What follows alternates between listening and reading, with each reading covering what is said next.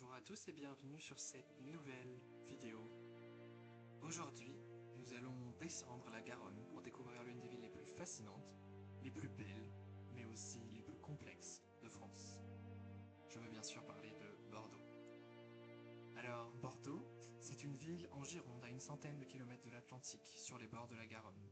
Une ville qu'on a longtemps surnommée la Belle Endormie, parce que pendant des années, des décennies, des siècles, elle semblait figée dans sa splendeur du XVIIIe, comme une marquise assoupie dans son fauteuil doré.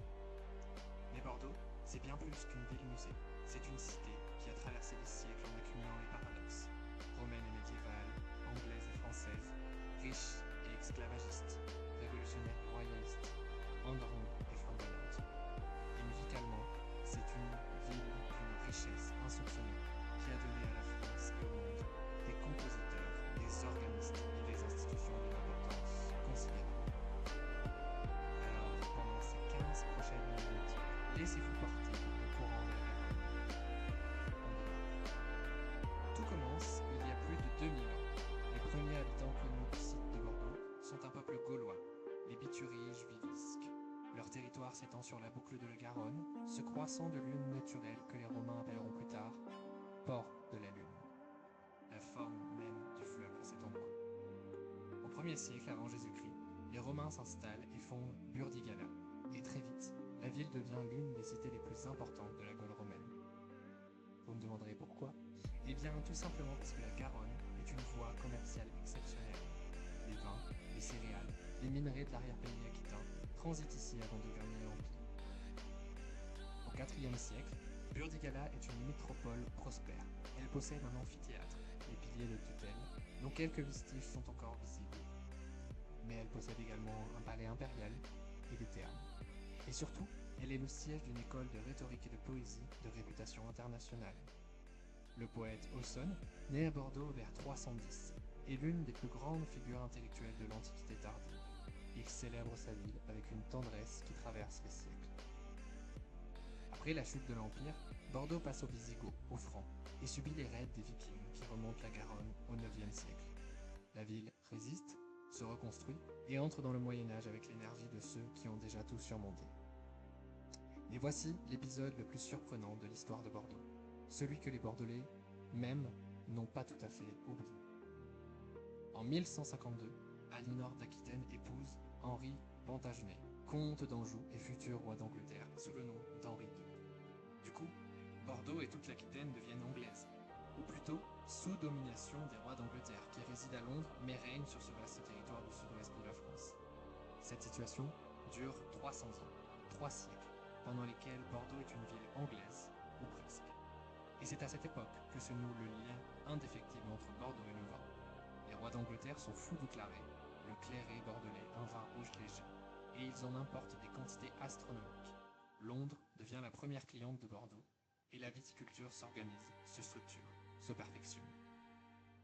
Bordeaux construit en cette période ses monuments gothiques les plus imposants, la cathédrale Saint-André par exemple, dont la nef romane et les tours gothiques dominent encore la ville, accueille en 1137 le mariage du futur roi Louis VII avec Aliénor d'Aquitaine elle-même. La grosse cloche, l'une des portes médiévales de la ville, date du XVe siècle. La basilique Saint-Michel, avec son clocher détaché, le plus haut du sud-ouest, est érigée entre le XIVe et le XVIe siècle. En 1453, après la bataille de Castillon, les Français reprennent définitivement Bordeaux. La guerre de Cent Ans se termine ici, sur les bords de la Dordogne. Les Bordelais pleurent le départ des Anglais, une fidélité surprenante, mais compréhensible. 3 siècles de prospérité commerciale, ça ne s'oublie pas comme ça. Le XVIIe et le XVIIIe siècle sont l'âge d'or de la musique bordelaise. Et cet âge d'or a un nom central, un nom que tout amateur de musique baroque connaît, Jean-Philippe Rameau. Rameau n'est pas né à Bordeaux, il est dijonnais, né en 1683, mais c'est à Bordeaux qu'il passe une partie décisive de sa formation. De 1705 à 1709, il est organiste à la cathédrale Saint-André de Bordeaux. Ces années bordelaises sont celles où il forge son langage musical, affine sa pensée harmonique, expérimente. Quand il retourne à Paris, il publie son traité de l'harmonie en 1722, puis triomphe à l'opéra avec Hippolyte et Aricie en 1733, il porte en lui quelque chose de Bordeaux. Mais Bordeaux Bordeaux a ses propres enfants musicaux, moins célèbres et tout aussi fascinants. Louis-Nicolas Clérambault naît à Paris en 1676, est profondément lié à la scène musicale bordelaise via les réseaux de la cantate française, ce genre qui élève à la perfection. Ces cantates, Orphée et Médée, sont des chefs-d'œuvre absolus du baroque français. On peut également citer Guillaume Gabriel Nevers, organiste théoricien, né vers 1632, dont les liens avec la Guyenne sont documentés, et surtout Marc-Antoine Charpentier, dont le fameux prélude en ré majeur, que vous connaissez comme générique de l'Eurovision, est né sous la plume d'un élève de Carissimi, formé dans la tradition française qui érige tout le sud-ouest. La maîtrise de la cathédrale Saint-André est, comme à Nantes ou à Lille, l'institution musicale centrale de la ville. Elle forme des générations de chanteurs et de compositeurs, entretient un niveau musical élevé et accueille les grandes œuvres de la polyphonie sacrée. Les orgues de Bordeaux, de Saint-André, Saint-Michel et Saint-Seurin sont parmi les plus belles de France. C'est aussi à Bordeaux que l'on retrouve une scène d'opéra précoce et tardive. Dès 1688, un premier théâtre lyrique ouvre ses portes. La ville, riche de ses négociants et de ses parlementaires, est friande de spectacles. Et en 1780, le Grand Théâtre de Bordeaux est inauguré. Le XVIIIe siècle est le siècle de gloire absolue pour Bordeaux. La ville s'enrichit considérablement et là encore, il faut nommer la réalité en face. Une partie de cette richesse repose sur la traite négrière et le commerce colonial. Bordeaux est avec Nantes l'un des deux grands ports négriers français. Les fortunes des armateurs et des négociants transforment la ville en une vitrine architecturale saisissante. C'est le duc de Richelieu, gouverneur de la province, qui impulse à partir de 1755 la grande transformation urbanistique. L'architecte Victor Louis est chargé de concevoir une ville nouvelle, harmonieuse, à l'échelle des ambitions bordelaises. Et c'est Victor Louis qui construit en 1773 et 80 le Grand Théâtre de Bordeaux. C'est l'un des plus grands théâtres d'Europe.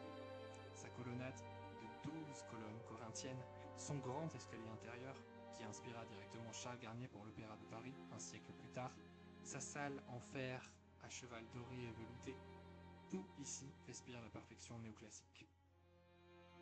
À son inauguration en 1780, le Grand Théâtre accueille l'élite bordelaise dans un éclat de lumière et de musique. On y joue Gluck, Puccini, les grands opéras de l'époque. Et Bordeaux rivalise avec Paris et Lyon pour la qualité de ses productions lyriques. Victor Hugo, Stendhal, les voyageurs du XIXe siècle s'arrêtent tous à Bordeaux pour admirer cette architecture. La place de la Bourse, les allées Tourny, les façades en pierre blonde de la Garonne, c'est tout un ensemble urbain cohérent qui sera classé au patrimoine mondial de l'UNESCO en 2007. Le XIXe siècle bordelais est marqué par deux figures musicales d'une importance capitale pour la musique française, et là encore, le lien avec Bordeaux est souvent méconnu. Gabriel Fauré, né à Pamiers en 1845, passe une partie importante de sa formation dans le sud-ouest. Mais surtout, c'est dans la tradition de la maîtrise et de l'orgue français, dont Bordeaux est un foyer majeur, que s'enracine son esthétique si particulière. La délicatesse mélodique, la subtilité harmonique, cette façon de faire sonner les voix comme une prière. Son Requiem, composé en 1887, est l'un des œuvres les plus jouées du répertoire choral mondial.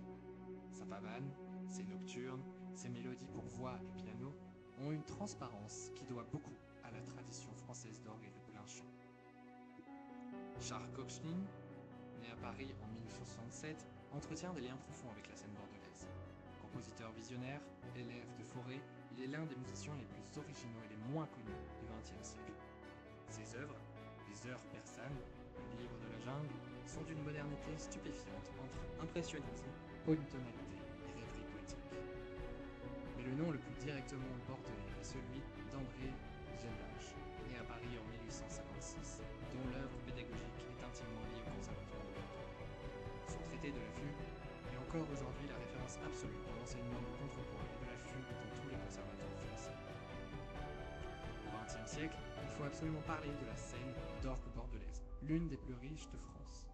Les grands orgues de la cathédrale Saint-André, de la basilique Saint-Michel, de Saint-Seurin attirent des organistes de tout premier plan. Louis Verne, Marcel Dupré, Maurice Duruflé, les géants de l'orgue français, ont tous joué à Bordeaux et entretenu des liens étroits avec sa scène musicale. Et puis, il y a de la chanson. car Bordeaux a aussi ses voix populaires. Serge Lama, né à Bordeaux en 1943, est l'un des plus grands interprètes de la chanson française. Sa voix de ténor dramatique, son sens de la scène, des chansons comme « Je suis malade » ou « L'été indien » écrit par Alice Donna, ont marqué des générations d'auditeurs. La Révolution française, par la suite, est vécue à Bordeaux avec une intensité particulière. La ville est le berceau des Girondins, ce groupe de députés modérés qui s'oppose aux montagnards de Robespierre. Des hommes comme Vergniaud, Guadet, Jean Zonnay sont bordelais. Leur exécution en 1793 marque l'entrée de leur autorité. Au XIXe siècle, Bordeaux joue un rôle politique symbolique. C'est là que se réfugie le gouvernement français en 1970 lors de la guerre franco-prussienne, puis en 1914 lors de la montée à l'aventure Paris et une dernière fois en 1940. C'est à Bordeaux que le gouvernement Pétain signe la demande d'armistice. 3 fois capitale de crise, 3 fois ville refuge. Le XXe siècle est ensuite celui d'une certaine torpeur.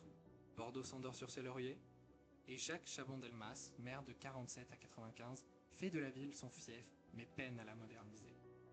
Le sobriquet de Belle Endormie colle à la peau de Bordeaux pendant des décennies. Puis arrive Alain Juppé, à la mairie en 95, et la transformation est spectaculaire. Le tramway remplace les voitures sur les quais, les façades en pierre blonde sont nettoyées et retrouvent leur éclat. Les quais de la Garonne, autrefois défigurés par une voie rapide, deviennent une promenade urbaine de 6 km. Et en 2007, l'ensemble urbain du XVIIIe siècle est classé au patrimoine mondial de l'UNESCO.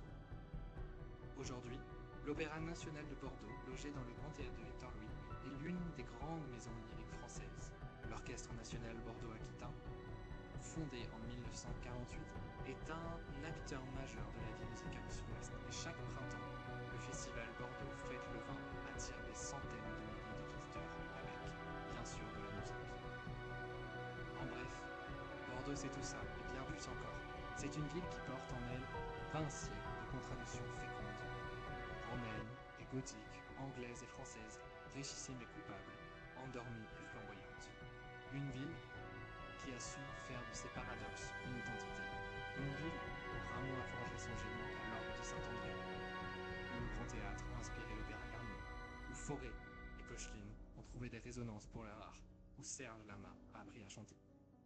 Une ville dont les pierres blondes reflètent la lumière de la Garonne comme du miel au soleil couchant, dont les vignobles, Médoc, Saint-Émilion, Pomerol, Sauternes produisent les vins les plus célèbres du monde. La Belle Endormie s'est réveillée et elle n'a pas fini de nous surprendre. Merci d'avoir regardé cette vidéo jusqu'au bout et si elle vous a plu, n'hésitez pas à la liker, à vous abonner et à partager. Très bientôt pour de nouvelles aventures sur Solarem.